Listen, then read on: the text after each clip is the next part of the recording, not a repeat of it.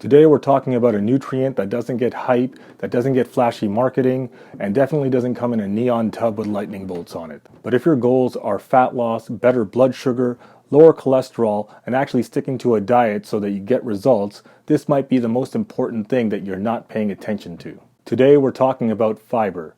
By the end of this video, you will learn how fiber impacts fat loss, the best sources of fiber, and how much fiber men and women actually need. Hit the music.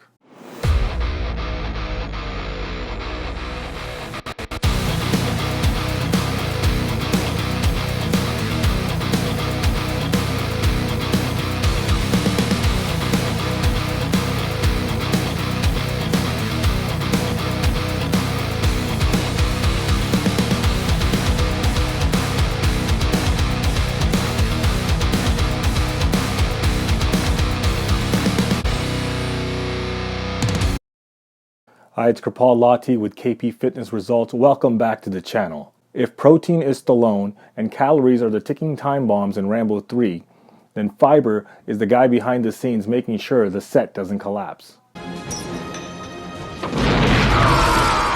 Here's the crazy part. Most people aren't failing their diets because of sugar or carbs or fat. They're failing their diets because their diet has no breaks. Today we're breaking fiber down into 3 parts. Exactly how fiber impacts fat loss, the best sources of fiber, and how much men and women actually need to eat in a day. Let's get into it. Excellent! Fiber is a type of carbohydrate that your body doesn't fully digest.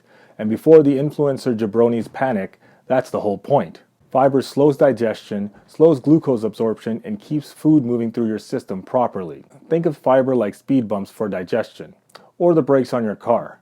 Can you drive without brakes? Sure, for a little bit, but eventually something bad will happen. He's coming at us, no brakes. Here are the types of fiber you'll hear about.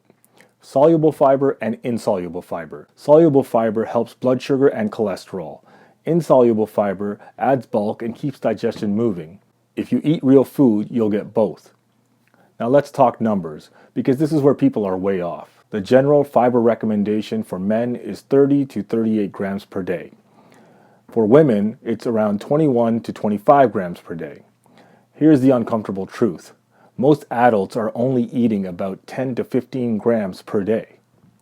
That's not slightly low. That's like trying to build muscle with soup cans. Each of these for 20 seconds and then build upon it. So we did 3 different movements. No. Instead of eating 10 to 15 grams per day, you need 14 grams of fiber for every 1,000 calories you consume. And here's the important note. More isn't always better right away. If you've been eating low fiber for a long time, add it gradually, spread it across lots of meals, and drink plenty of water. Otherwise, your digestive system will revolt. Let's talk about the best sources of fiber.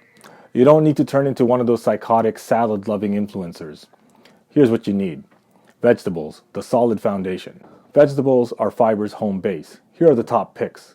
Broccoli, Brussels sprouts, green beans, carrots, cauliflower, and bell peppers. Here's why they're the elite. High fiber, low calories, you can eat a high volume of these. You can eat a huge plate and barely dent your calorie budget. That's fat loss on easy mode. Fruit, yes, fruit is allowed. Fruit didn't ruin anybody's metabolism. Here are the best options. Berries, cherries, apples, pears, oranges, and bananas. Whole fruits come with built-in fiber, which slows down sugar absorption. Fruit juice is a different conversation. That's just fruit-flavored sugar water. Let's talk about starches and grains. Starches and grains that work well for fat loss are oats, potatoes with the skin, beans, and lentils. Especially helpful if you train really hard and you don't want the energy crash. Low-fiber carbs are better post-workout. They hit fast and disappear fast, like AEW's ratings. I think AEW is doing really well right now. No. Ixnay on the condescension there, Chet. High fiber carbs stick around. These are better throughout the day. Fiber supplements are helpful, but they're not magical. Psyllium husk and fiber blends are fine, but they're just a tool. And always remember, food should be the first option. Supplements will fill the gap, just like protein powder. How fiber impacts fat loss. This is where fiber earns its spot in your diet. Fiber controls hunger. Fiber expands in the stomach, slows digestion, and keeps you full longer, meaning you can eat fewer calories without losing your mind. If your diet requires heroic willpower, you're already failing. 2. Fiber improves blood sugar and insulin sensitivity. Fast carbs with no fiber spike blood sugar and insulin, which make fat storage a lot easier. Fiber acts like a buffer. Same calories, very different hormonal response.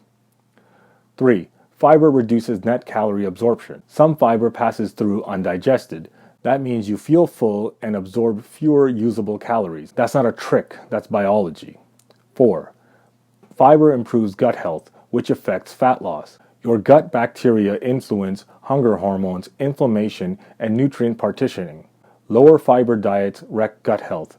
Bad gut equals harder time with fat loss, and no amount of supplements or cardio will fix that. Here are the common fiber mistakes. Jumping from 10 grams to 40 grams overnight. Enjoy the bloating. Eating fiber only at night. You need to spread it throughout the day. And thinking that low carb means low fiber. No. Remember to add fiber slowly, drink plenty of water, and of course, be patient. So if fat loss is your goal, fiber isn't optional.